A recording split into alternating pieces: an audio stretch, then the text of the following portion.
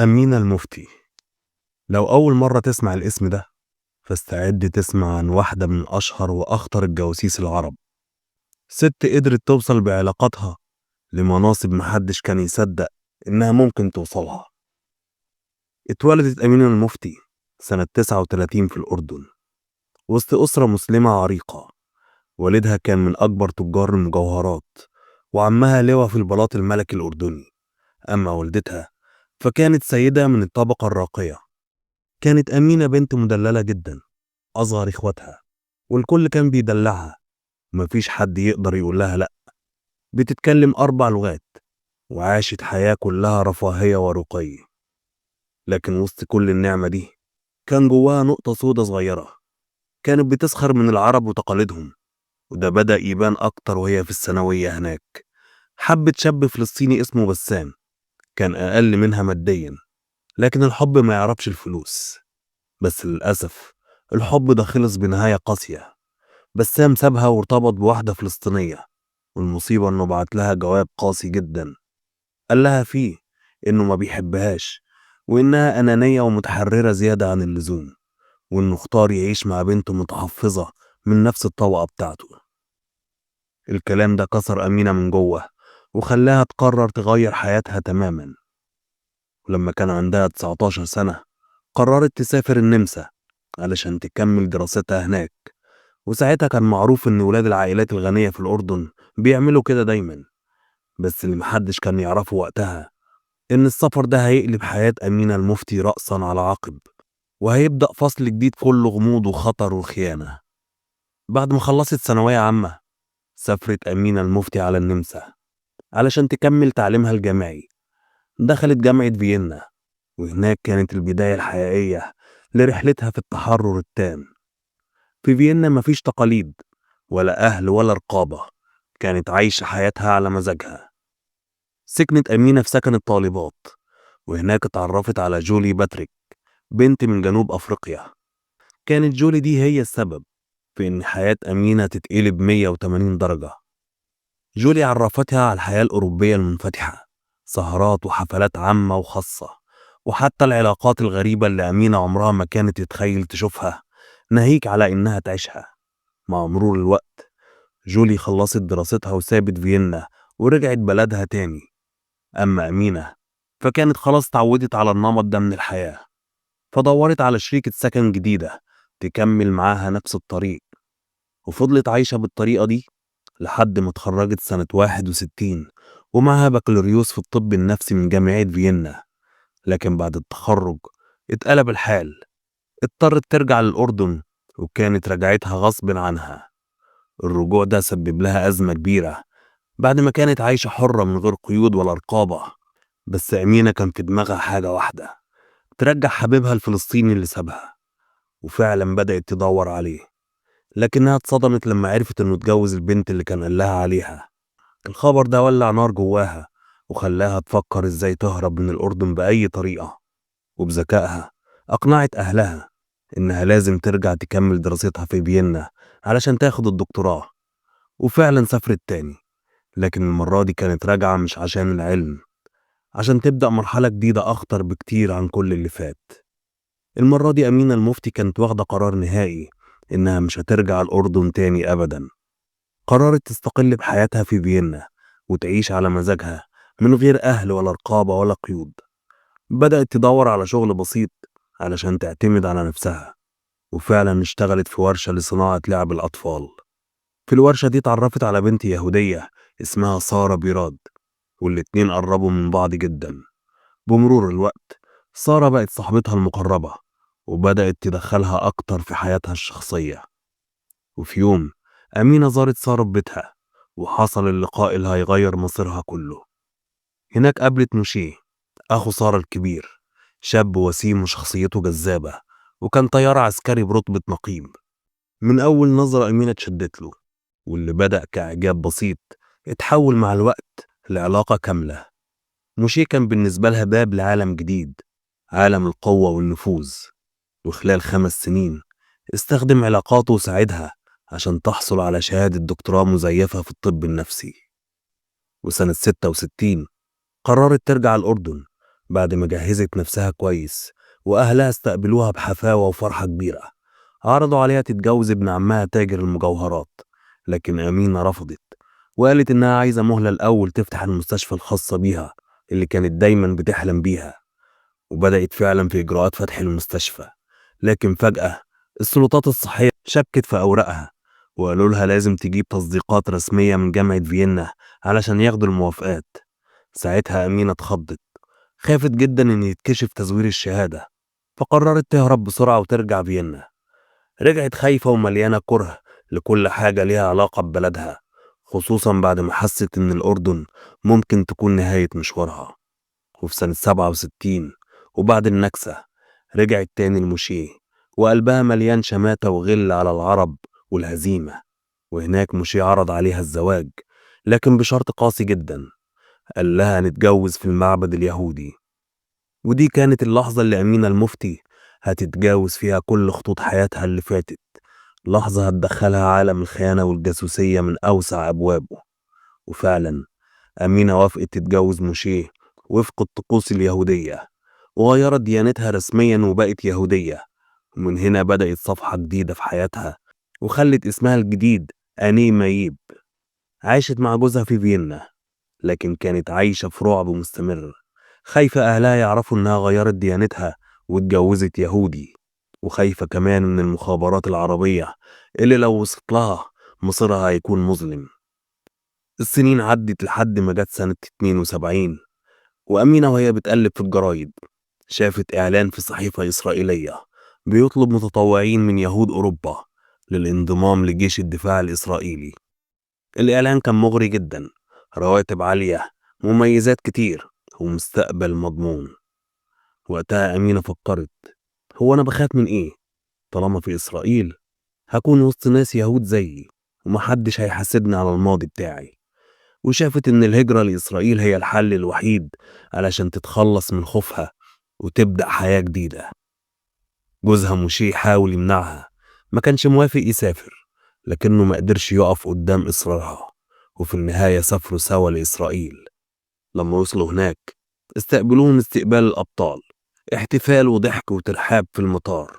بس بعد يومين استدعتها جهة أمنية إسرائيلية وبدأوا معاها تحقيق طويل. سألوها مليون سؤال عن حياتها في الأردن وعن أهلها وعن شغل قرايبها وإزاي اتعرفت على موشي من الأساس.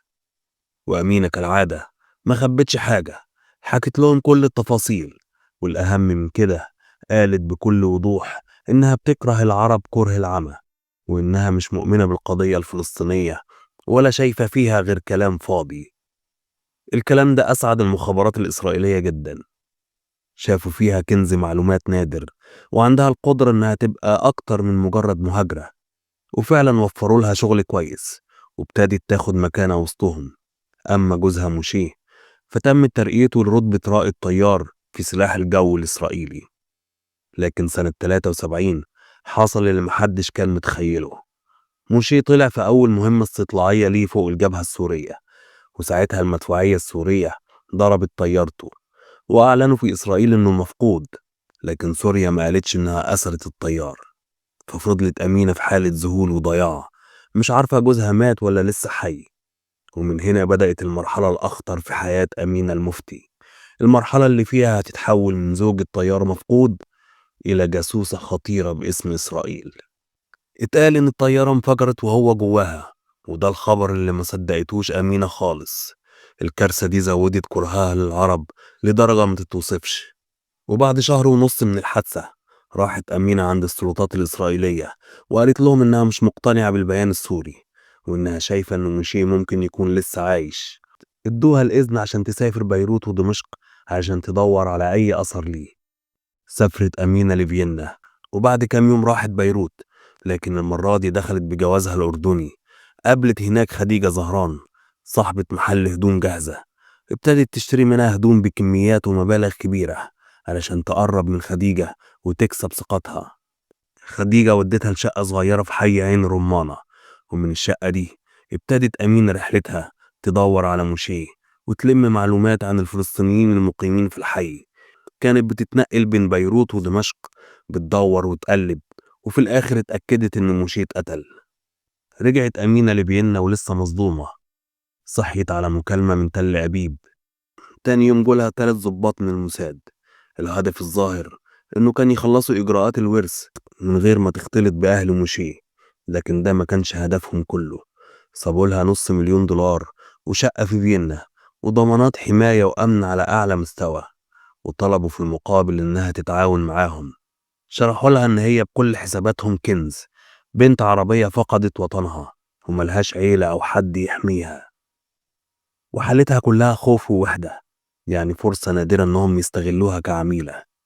وفعلا أمينة بالنسبة لهم كانت كنز، وابتدت رحلة تحويلها لعميلة بشكل رسمي. في فيينا عملوا لها تدريبات مكثفة لمدة شهر، علموها كل حاجة من الألف للياء: أساليب التجسس، التصوير الخفي، التشفير، إزاي تقوي ذاكرتها وتحفظ أرقام وأشكال، إزاي تميز بين الأسلحة البسيطة وتستخدمها، وإزاي تهرب من المراقبة وتلغي أي أثر وراها. ذكائها وحقدها على العرب خلوا التعلم يمشي بسرعة، وبقى عندها مهارات عملية علشان تنتقم لموشيه.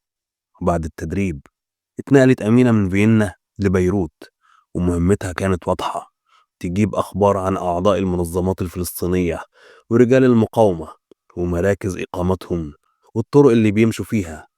أجرت شقة ببيروت في حي مناسب، ومنها ابتدى عملها الميداني.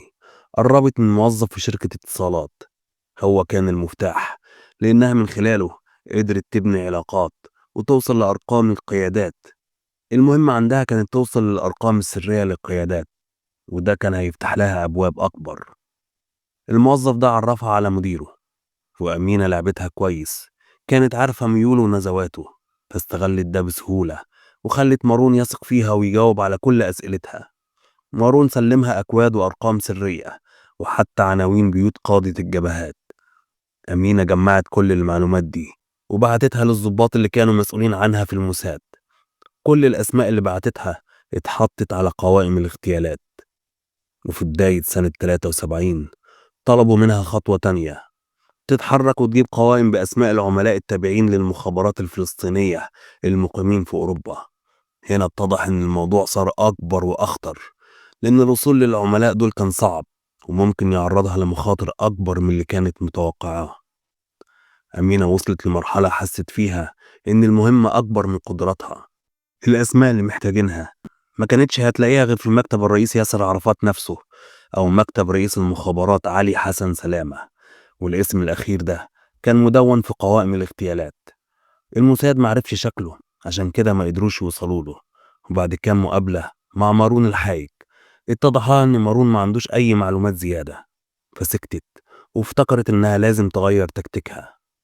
اتنقلت أمينة لشقة تانية في منطقة شعبية ببيروت جنب المخيمات الفلسطينية. خطوة محسوبة جدا، لأنها عرفت من مصادرها إن عرفات بنفسه بيقابل المتطوعين في المؤسسات الفلسطينية وبيزور ملاجئ الأيتام والمخيمات. حطت أمينة الخطة بعناية: تقرب من الناس اللي شغالة هناك عشان تبقى جزء من الروتين الطبي وتفتح لنفسها باب الوصول للقيادات. اتعرفت على ممرضة فلسطينية شغالة في المنطقة. الممرضة دي قدمتها لمدير المستشفى اللي بيشتغل معاهم. أمينة عرضت إنها تتطوع كدكتور لعلاج الجرحى والمصابين، وورت المدير شهادتها المزورة في فيينا، الشهادة اللي الموساد جهزها لها قبل كده. وبالمهارة نفسها وصلت لها معلومات من مارون إن علي حسن سلامة موجود في واحد من أهم الفنادق في بيروت.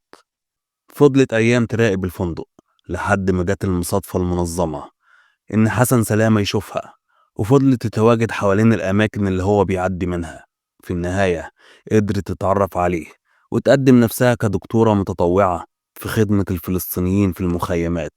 طريقة كلامها وطريقتها في التعامل وخدماتها للمرضى خلتها تبقى محل ثقة. الثقة دي فتحت ليها أبواب كتير: علاقات مع قادة ميدانيين، وصول لمعلومات داخلية، وبالأساس للرئيس ياسر عرفات نفسه.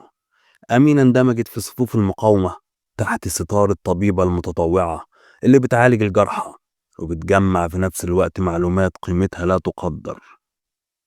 اللي كان بيحصل إن الدور الطبي كان ستار ممتاز، الناس بتثق في اللي بيساعدهم، وده خلى أمينة تبني شبكة علاقات قوية من غير شكوك. أمينة بقى عندها صلاحيات أكتر من الناس العادية، بقت من الدكاترة المتطوعين النشطاء، وده خلاها تدخل كل الأماكن المحظورة بسهولة. عيونها كانت بتشتغل ككاميرا، بتحفظ الصور وملامح الناس، أرقام التليفونات وخرائط الشوارع، لحد ما بقى عندها ذاكرة خارقة تحفظ مئات الأسامي والتفاصيل الصغيرة اللي غيرها ممكن ما يلاحظهاش. بدأت تزور مكتب الرئيس ياسر عرفات على أساس إنها بتقوله إيه الأدوية واللوازم الطبية الناقصة، وبسبب أسلوبها وثقتها وسيرتها الطيبة عرفات اتعامل معاها بجدية وفتح ليها أبواب مكتبه، وده خلى أمينة تفهم إنها بقت على مستوى معلوماتي عالي جدا. الخطر إن الوجود ده كان ممكن يكشفها في أي لحظة، فخافت ورجعت فيينا وبعدها إسرائيل عشان تطلب مزيد من التدريب. لكن الناس اللي وراها أعلنوا فجأة قرار إنهاء مهمتها. هم شافوا إنها اتقربت زيادة وخطر انكشافها بقى كبير. أمينة رفضت التقاعد وقالت لهم هي مستعدة تنفذ أي حاجة، لدرجة إنها مستعدة تعمل عملية انتحارية في مكتب ياسر عرفات نفسه لو ده المطلوب. ثقتها في نفسها خلتهم يغيروا رأيهم، ابتدوا يدوها تدريب أعمق على أحدث أجهزة الإرسال اللاسلكي وتعليمات تشفير متقدمة، وإزاي تتعامل مع الشبكات بشكل احترافي. اتفقوا على بروتوكولات اتصالات صارمة تبعت لهم رسائل يوم الاثنين والخميس، وتستلم منهم رسائل كل يوم تلات على الساعة 11 ودقيقتين بالليل بالظبط، مواعيد دقيقة كأنها ساعة بيولوجية. في نفس فترة إقامتها في تل أبيب المخابرات رسمت ليها بورتريه مفصل لعلي حسن سلامة، استخدموا أفضل الرسامين عندهم عشان يحددوا شكله، ومن ساعتها دخل اسمه أول قوائم الاغتيالات. رجعت أمينة بيروت تكمل الشغل الميداني، بقت تبعت لهم رسائل بنفس الطريقة اللي اتفقوا عليها، تقارير مشفرة مليانة أسماء وعناوين وحركات، تستقبل أوامر ومهام. كانت الرسائل بتتضمن تفاصيل عن تحركات القيادات، جداول الزيارات، وأماكن الاجتماعات، وأي تغيير طارئ. طريقة شغلها أتقنتها لحد ما بقت صوت مهم بالنسبة للموساد، وهي من غير ما حد يحس قلبت من دكتورة متطوعة لمصدر معلومات حساس وخطير. أمينة كانت شغالة على وتيرة من نار، المواعيد اللي اتفقوا عليها، الرسايل يوم الاثنين والخميس، واستلام الإشارات كل يوم تلات الساعة 11 ودقيقتين بالليل، بقت زي نبض ثابت في شغلها. لكن الدنيا حواليها ولعت. المصريين عبروا خط بارليف، وزادت جرأة المقاومة الفلسطينية بعد انتصار الجيوش العربية، وده خلى مشاعر أمينة تتشدد أكتر. في وسط الحرب أمينة كانت بتتنقل بين المستشفيات والمواقع العسكرية من غير توقف، معاها تصريح أمني بحرية الحركة موقع من الرئيس ياسر عرفات بنفسه. كانت بتبلغ عن كل حاجة، أنواع الأسلحة، كميات الذخيرة، وتفاصيل معسكرات التدريب السرية. كل معلومة صغيرة كانت بتدخلها في كل تقاريرها. وبعد وقف إطلاق النار عمل رجال المقاومة الفلسطينيين شغل كبير، لكن في المقابل الموساد واللي وراه ضغطوا على أمينة بطلبات وأوامر أكتر وأكتر. إحساس الخطر خلاها تغير بيتها، نقلت لشقة جديدة في مدينة صور، وخلت المكان ده مركز تراقب منه تحركات الفلسطينيين حوالين المخيمات. أمينة كمان لعبت دورها بخداع ذكي، قربت من ناس هناك، من بينهم ضابط فلسطيني اسمه أبو ناصر. حاولت تسحبه بالطريقة العادية، تسأله، تطلب منه معلومات، تتعامل معاه كزميلة مهتمة. لكن أبو ناصر كان شخص ذكي ومعاه خلفية، وبدأ يضللها ويديها معلومات متعمدة مضللة، وده خلى الإشارات اللي بتبعتها للموساد تكون فيها تناقضات. الموساد لما لاحظوا إن في معلومات مضللة جاية من عندها أمروا بوقف مهمتها على الفور، لأن وجودها دلوقتي ممكن يحط الشبكة كلها تحت دايرة الشك. بس أمينة مرضيتش تسكت، رفضت الانسحاب، زودت نشاطها بدل ما تهديه. تحت تهديد وضغط منها نجحت إنها تجند مارون الحي، وأمرته يسجل كل المكالمات السرية اللي بين القادة، وكمان جندت معاه أكتر من شخص منهم خديجة زهران. الخطوة دي خلت أمينة تتحول من مصدر معلومات لمركز تجميع إلكتروني، تسجيلات وأرقام مكالمات. كل ده بدأ يدخل في نظام الموساد ويزودهم بمخزون استخباراتي ثمين، لكن برضه خلى الشكوك حواليها تكبر والخطر يقرب. في نفس الوقت الضابط أبو ناصر اللي كان بيديها معلومات مضللة كان قلقان من الموضوع. وراح يتكلم مع ضابط صديقه في المخابرات وقال له إنه مش مطمن للدكتورة أمينة المفتي. الموساد طلب من أمينة مستندات ما كانتش موجودة إلا في مكتب علي حسن سلامة، فطبعا راحت على الفندق زي كل مرة عشان تحاول تقابله. لكن الغلطة اللي عملتها كانت بسيطة في ظاهرها لكنها كارثية. وهي بتتكلم مع رئيس المخابرات الفلسطيني سألته عن أولاده. الحس الأمني بتاع الراجل اشتغل، مفيش حد يعرف إنه متجوز أو عنده أولاد، فالمعلومة دي طلعت غريبة ومين جابها؟ الرئيس طلب سرا من ضباط المخابرات يدوروا ورا الدكتورة أمينة، وفعلا بدأوا يتحروا عنها. الناس اللي راحوا بيت العيلة في الأردن ما لقوش غير معلومة واحدة، إنها درست في فيينا وسابت الأردن بسبب مشاكل مع أهلها. المعلومة دي عادت بناء الثقة حولها مؤقتا، واعتبروها مجرد بنت هربانة. بس الدنيا ما سابتهاش. البلاغ السري اللي وصل من أوروبا رجع قلب الموازين. جاي من فرانكفورت عن شاب فلسطيني قال إنه اتقابل مع واحد من فيينا اللي قال له إن عنده صاحبة نمساوية يهودية ماتت بجرعة زايدة، وإن كان ليها أخ اتجوز بنت عربية مسلمة وهاجرت لإسرائيل خوفا من أهلها، والبنت دي درست الطب في فيينا. الخبر ده رجع ربط حلقات اللغز مع بعض. وصف شبه اللي اتقال عن أمينة جه من بره، وده خلى المخابرات الفلسطينية تفتح الملف من جديد وتحاول توصل لنقطة صدق أو كذب في حكايات أمينة. رئيس المخابرات الفلسطيني أرسل يستجوب الشاب اللي في ألمانيا، وقرر يحصر كل الدكاترة الستات المتطوعين اللي شغالين في فلسطين ولبنان، وطلع منهم 4 ستات بالظبط عندهم نفس المواصفات. وطبعا أمينة المفتي كانت واحدة من ال4. رئيس المخابرات أمر إن ال4 دكاترة يتحطوا تحت المراقبة 24 ساعة. أمينة حست بالخطر وبلغت الموساد اللي أمرها تهرب بأسرع ما يمكن. حاولت تهرب لكن اتأخرت، والمخابرات الفلسطينية لقطوها وتمكنوا من القبض عليها. فتشوا شقتها ببيروت يدوروا على أي دليل، ما لقوش أي حاجة. أمينة كانت ذكية وخبت وحرقت كل حاجة ممكن تدينها. لكن المفاجأة اللي ما كانتش متوقعاها إنهم وصلوا لشقتها في فيينا، وهناك لقوا مذكراتها 600 صفحة مكتوب فيها كل حاجة، كل المهام والأسماء وكل التفاصيل. حطوها فورا في سجن فردي تحت الأرض. بدأوا يراقبوها ويشوفوا هي هتتصرف إزاي وهل هتعترف ولا لأ. رئيس المخابرات قرر يلعب لعبة نفسية. قرر يخدع أمينة ويقول لها إن منشيه لسه عايش. عملوا نسخة مزيفة من صفحة جريدة مخصوصة بس علشانها، سربوها كأنها وصلت لها بالصدفة، فيها خبر إن سوريا فكت أسر الضباط الإسرائيليين ومن ضمنهم موشيه، وحطوا صورته. كان كل تفكيرهم إن الخبر ده هيأثر فيها ويخليها تنهار وتبوح بكل اللي تعرفه. 1975 كانت أمينة المفتي لسه محبوسة في مكان سري تحت حراسة مشددة، محدش يعرف عنها حاجة غير قادة قليلين في المخابرات الفلسطينية. خلال السنتين دول اتغيرت أحوال كتير في لبنان والمنطقة كلها، والحرب الأهلية اللبنانية كانت بدأت، وده خلى الأوضاع الأمنية تتلخبط وتتفتح أبواب التفاوض في قضايا كتير، من ضمنها قضايا الأسرى والجواسيس. في الوقت ده الموساد مسكتش، فضل يضغط من بعيد، وبدأت إسرائيل تطالب بالإفراج عن مواطنة يهودية نمساوية اتقبض عليها ببيروت من غير ما يذكروا اسمها الحقيقي. ومع زيادة الضغوط والوساطات الدولية بدأت تظهر مفاوضات سرية لتبادل الأسرى بين الفلسطينيين والإسرائيليين، وأدرجوا اسم أمينة المفتي ضمن القائمة على إنها أسيرة حرب. وفعلا حصل التبادل سنة 75.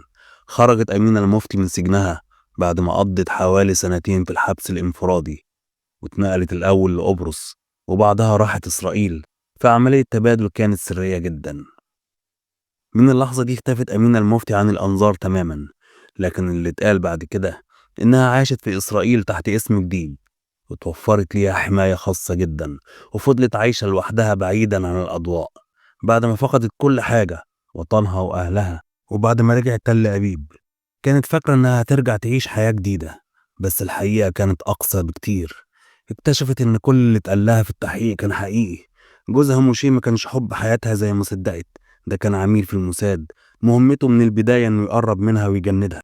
ورغم كده كافئها الموساد بمبلغ ضخم، وادولها فيلا على البحر، وقالوا لها إنها بطلة، لكنها عاشت هناك وحيدة ومكتئبة غرقانة في الذكريات والندم. حاولت تتواصل مع أهلها في الأردن، لكنهم رفضوا حتى يسمعوا صوتها واتبروا منها للأبد. ومن هنا بدأت الحكايات تتعدد والنهايات تختلف. في رواية بتقول إنها سافرت أمريكا وغيرت اسمها وفضلت هناك لحد ما اختفت.